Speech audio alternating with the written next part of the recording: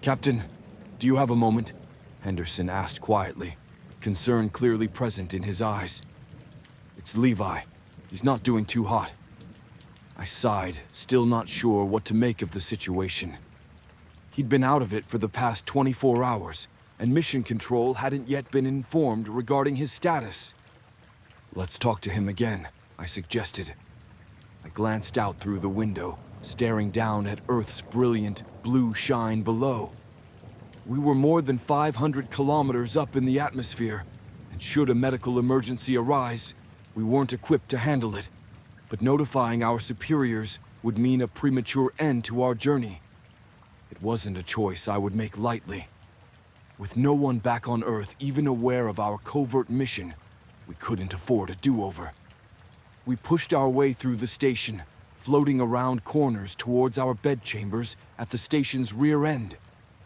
Levi had been confined to his room since he started displaying symptoms, but in spite of his poor mental state, he had not yet made an attempt to leave his room. He sat against the wall, sobbing quietly, not taking the time to acknowledge our presence. "Levi, how are you holding up?" I asked as comfortingly as I could. "We have to find her. She has to be out there. She's not gone," he mumbled to himself. "Find whom?" I asked. "Why are you pretending like you don't know?" he went on. "Carrie is out there. She needs us." I glanced over at Henderson. We shared a confused expression before redirecting our attention back to Levi. His eyes were bloodshot, heavy bags lining their underside. Even under heavy sedation, he hadn't slept a single minute. "Levi," I began, "there is no Carrie. There's just the four of us here, and we haven't had an EVA in over a week. There's no one outside. There can't be." "How can you say that? How can you look me in the eyes and pretend like you don't know?" It was a discussion we'd had on more than one occasion in the past day. Repeating it would only serve to exhaust all of us. And getting increasingly worried by the minute, we excused ourselves and locked him back inside his room. Though stuck in his bizarre delusion, Levi made no attempt to resist his confinement. We returned to the bridge, where Adriana Lowe was waiting for orders on what to do next. "What do you think?" I asked. "Mental break," Henderson suggested. "I just don't know what set it off." "What about a tumor? Neurological disorder?" Lowe asked. "The company put us through a barrage of medical tests, including an MRI. Unless he grew a brain tumor in the past 2 weeks. That ain't it," Henderson replied. "It's only been a day, and..." Henderson was interrupted mid-sentence by a bang reverberating throughout the station, appearing to originate from the outer hull. "What the hell was that? Did we just get hit by something?" Lowe asked. "Not a chance. Anything up here would have torn through the exterior," I replied. "Check the computer. Confirm that nothing's malfunctioning." Lowe pulled herself over to the control panel and started performing a systems check. Though no alarms had been triggered, there were a handful of non-emergency errors, enough to prompt a worried expression on Lowe's face. "Captain, we've got a problem." Already by her side, I started reading over the alerts. "We've lost contact with the TDRIS," I half-asked, half-stated. "I can't realign the antennas. Only 4 of 6 are even operational. We can't contact Mission Control," she said. "I don't understand," Henderson began. "Didn't Levi check this yesterday?" "It's just a minor power failure, isolated to the communications array. Probably a blown circuit," Lowe explained. "That's the bang we heard?" I asked. "Wouldn't have been that loud. None of the alarms went off either, so no fire," Lowe went on. "What do you suggest?" "Not sure yet. We just have to find the damage. I'm sure Levi was working on the solar array electrical supply yesterday. In his state of mind, he could have easily crossed some wires, since they run through the same sections as the antennae," Henderson suggested. "I'll get the repair logs," I said. "Lowe, have a look at the wires in the meantime." Grabbing the repair logs, I started flipping through the handwritten pages, looking for the last entry. All of us had taken our turn maintaining the systems during our 2-week tenure aboard the station, mostly 1 or 2 sentences to confirm that everything was in order. I didn't even need to check the signature, seeing as I had become well acquainted with our team's handwriting during our several years of training. Henderson's, Lowe's, Levi's, my own. But an entry by a 5th, unknown person caught my eye, with loopy handwriting and an unintelligible signature. It was an entry by a person not stationed aboard the CSS. But before I could examine the entry any further, a loud knock was heard, as if something had slammed against the station's exterior. The sound was loud enough to garner the attention of our entire team, but none could come up with a plausible explanation of what had caused it. Until the sound repeated, and Henderson had an idea. "Lo, you said 2 of the antennae were non-operational." She nodded. "The way they were installed, it's mostly clinging to the station by the cables running them. It's possible the base detached, causing them to dangle around and periodically slam against the hull." We waited as the sound repeated, coming from approximately the same spot. Henderson could be right, and it meant fixing the problem would require a session of extravehicular activity. "Don't worry, I'll go outside and fix it," Henderson said, as if he could read our minds. "An unauthorized EVA session. Mission Control won't be happy," Lowe chimed in. "How are you planning to contact them to ask permission? Captain Foley is in charge. He can make the call," Henderson replied as he gestured towards me. I could only nod in agreement. "We don't exactly have another choice." "Right, let's get to it then," Henderson said as he started heading for the airlock. We accompanied him to the inner hatch with its preparation chamber equipped with spacesuits and tools. He quickly got dressed and entered the airlock, hesitating for but a moment to glance back at the 3 remaining suits. "There's only 4 suits in total," he pointed out. "There's only 4 of us here," Lowe said. "Still, 5 bed chambers. Even if the station isn't manned to max capacity, there should be 1 suit per bed." "I can't remember there being more than 4, I said. "Does it matter?" "I'm not sure," Henderson said, but he ultimately decided it wasn't worth the time it took to discuss it. He closed the inner hatch to the airlock behind him and attached himself to the EVA safety line. If he was right about the antenna, it wouldn't be a hard task to reattach it to its base. He quickly climbed to the top side of the station and called in via radio to relay his findings. "I see 2 broken antennae," he said, "but they're just broken and bent, not detached from the base." "Can you clarify?" "I mean, the noises we heard, it couldn't have come from the damaged antennae. It looks more like something tried to rip it out. There's no impact damage." "Can you repair it?" "Yeah, absolutely. Give me 30 minutes. Have Lowe look at the wiring in the meantime. There's bound to be some damage to that as well." "I'm on it," Lowe said, allowing me to stay on the line with Henderson. "It's weird, though.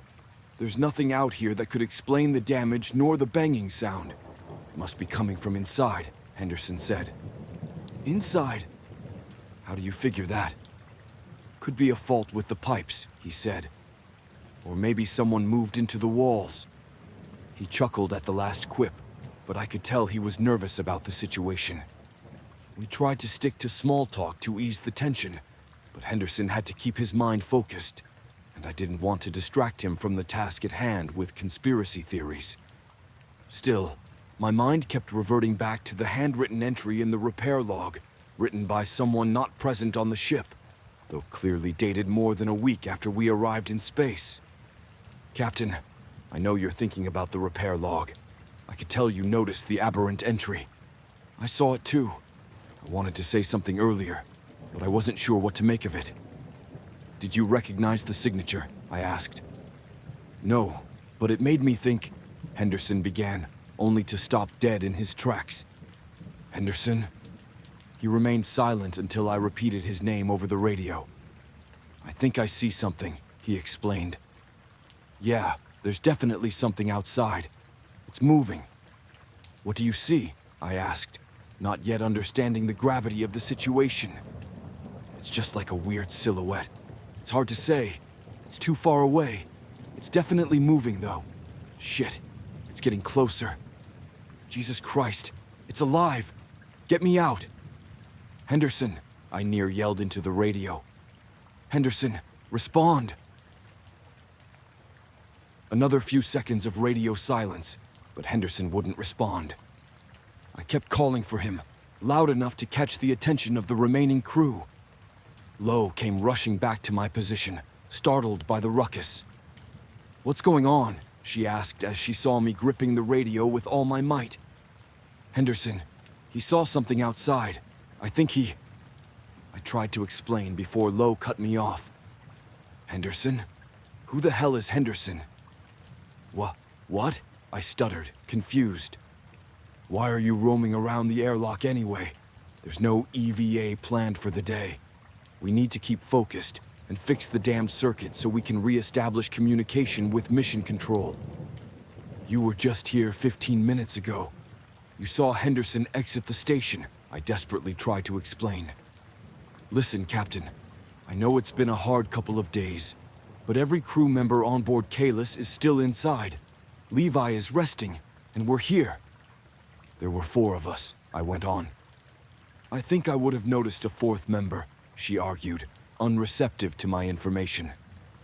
"But if you're starting to act like Levi, I'm going to have to lock you inside your bedchamber too." No.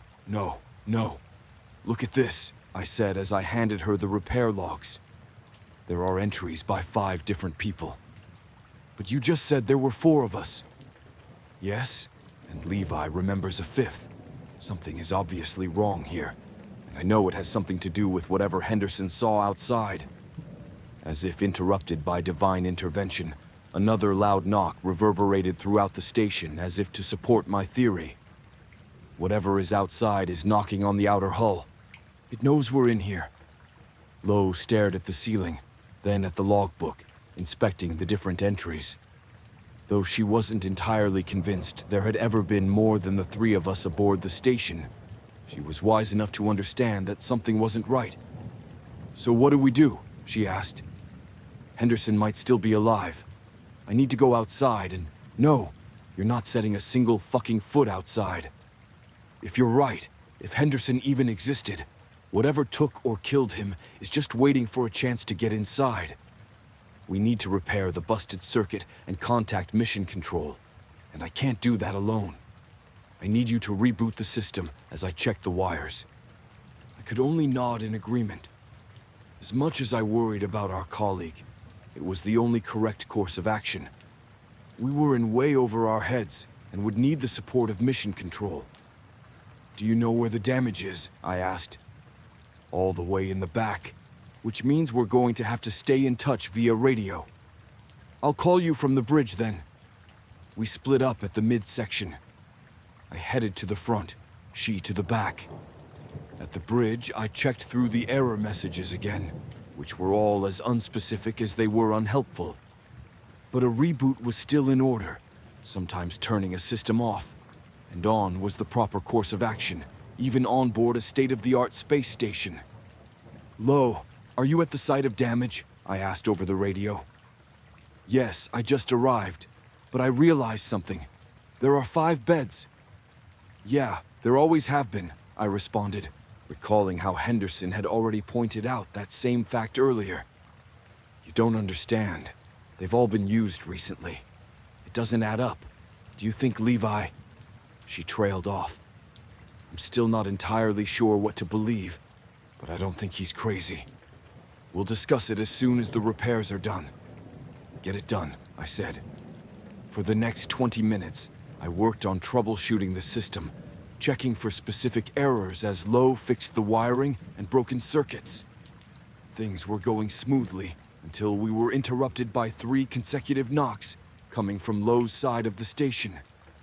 "Did you hear that?" she asked. "It sounded like it came from your end." "Yeah, I think I see movement through the window. I'm going to check it out." "Lo, wait, stay on task." "Don't worry, I'm not going outside. I'm just going to have a peek through the window." She went silent for a few moments before calling, startled by whatever she was looking at. There's something outside. I don't even know how to... Her voice faded. What do you see? It's completely charred. Doesn't have a face. It's like a... Wait, I think it saw me. No, this can't be possible. Lo, I called, but she was already gone. I let the system reboot on its own and rushed for the rear of the station. She'd been in the middle of the final repairs as the thuds were heard, but she had seemingly just vanished from existence. Lo, please answer me, I yelled, but there was no one left who could listen. I searched every inch of the station to no avail, eventually finishing at Levi's locked bedchamber.